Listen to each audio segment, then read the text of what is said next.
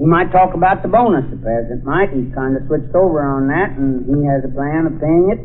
I never saw as many schemes put forward, you know. They want to pay it to all of them. The soldiers want to receive it, but it's just a way. Everybody's got their own way and want to do it. And I don't know how they can have so many different schemes when it's paying the same bunch of men and the same bunch of money. Looks to me like they'll have to do with a bonus like we have to do with everything else now to get anybody to take it. They'll have to wrap it in cellophane. But he may speak on that, and I'll touch lightly on it because I don't interfere with anything that he would say. Mine is just a little preliminary introductory remarks to his. Of course, he's liable to touch on some of these new schemes to spend just $5 billion. You can't spend five. Now, that's something you got to have a plan for. You can't spend $5 billion in the old-fashioned way. I bet you couldn't put a strong man in a treasure warehouse full of $100 bills and give him a scoop shovel, and he couldn't shovel out that much money in the rest of his life, you know. We couldn't spell $1 billion, much less realize it, count it or anything, but we're a nation, we learn awful fast, and it won't be long now till we'll be working on the word trillion. Trillion, that follows billion and then trillion. You'll read in the paper, Congress has just been asked to appropriate $2 trillion to relieve the descendants of a race of people called Wall Streeters.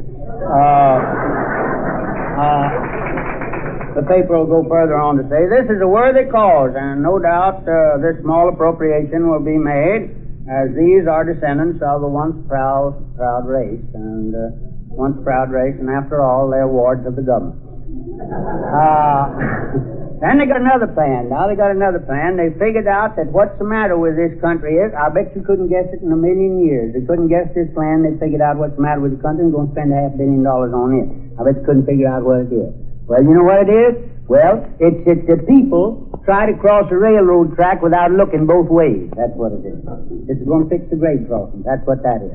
Well, you say, the problem is to teach the people to look both ways. Drive up the track and look up and down, then cross. Well, that's exactly what's the matter with us, even when it don't apply to railroad trains. Everybody looked one way in 1928 and 29 around there. That's when the train hit all of us, remember? All these railroads, either over the top or under the bottom, and get that under there.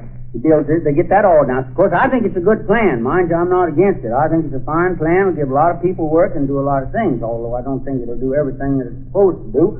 I don't think it'll save all the lives, because I think this grade crossing thing, you just rush right over the grade crossing and right on down to and get hit at the first intersection by a bus. That's what you'll do. See?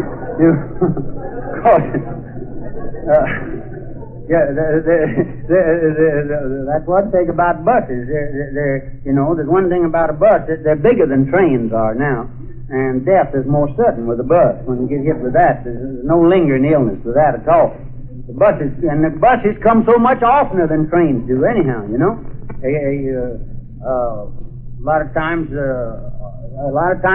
people have had to wait pretty near a day to get hit by a train, you know. There comes to seldom, but buses are, there's so many of them where you can just get that pretty any time.